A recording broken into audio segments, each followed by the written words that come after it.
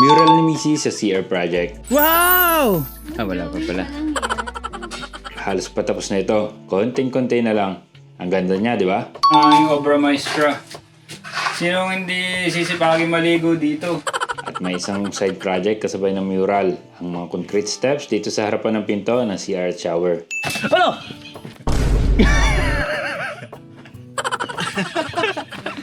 Itutuloy natin ngayon ang mural sa CR para talagang gumaganda na siya. Wow! Wala pa pala.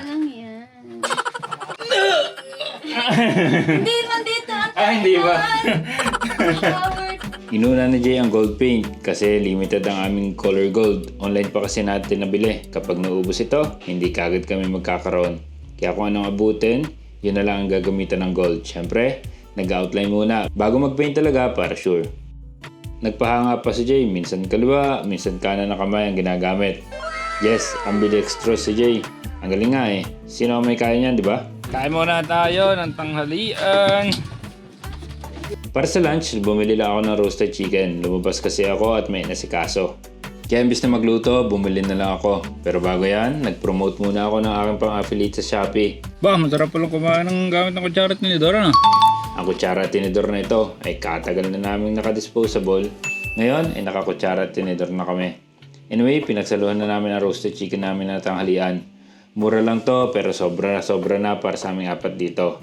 Bawal nga lang magkamay at nagpo-promote nga kami ng kutsara at tinidor. Ano? Tuntua sa kutsara at tinidor, oh.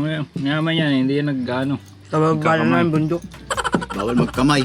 Habang nagmumural si Jay, lalagyan namin ng concrete itong harapan. Blocks lang, sa harap ng pinto, lababo, para hindi maputik kung malikabok once kami ay pumapasok sa CR. Bahala na si Jude at Alan dyan. Ako naman ay nagmumural din. Magaling ako mag-drawing eh. Hindi, joke lang. Si Jay ang marunong. Ako naman ay nasunod lang sa guide. Pinturahan ko daw ng green eh. Eh di sige, pinturahan ng green. Sana naman ay maging decent. Okay, anong ganap dito sa labas? Ako ay nagme-meditate ng mabuti. At ito ang matindi. In between, nagpoporma din ako ng semento. Multitasking muna tayo. Isa kasi molde natin. Kailangan matuyo ng kauntian na semento para magtanggal natin ang molde at hindi gumuho ang concrete. Tingnan itong sa shower. Ayun! Ayun! Di ba sa ulo niya? Hindi na siya nakang-smile.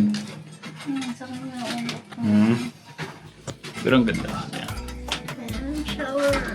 May mga nag-comment na lolobo daw pag tagal ito dahil sa moisture at lagi nalalapatan ng tubig. Nakasama naman siya sa aming research, kaso ito ang trip natin ngayon eh. At lalagyan namin ng top coat na acrylic emulsion. Para siyang cutics, para hindi maka-absorb basta-basta ng tubig ang pintura. Pero in case paglaon, wag naman sana mangyari yon, edi i-tiles natin. Okay, so okay na to. Decent na, hindi siya perfect pero very decent. So pwede na tayo mag-acrylic emulsion dito.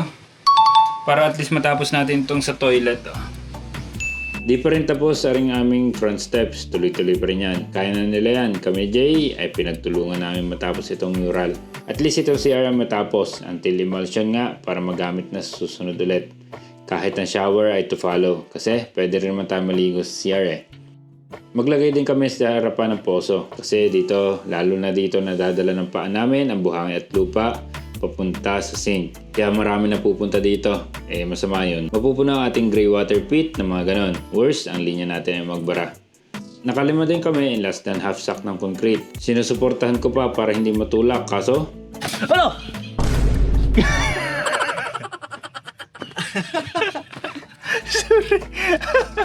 Aray ko, imbis na makatulong, nakasama pa ako.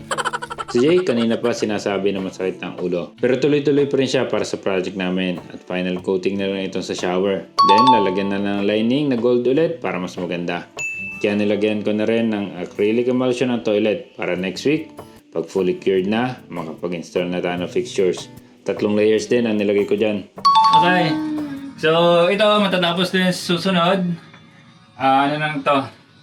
Okay na yung second coating. Ilang daon na lang second coating, tapos lining ng gold. Yeah. Tapos acrylic emulsion na. Yun lang. Peace.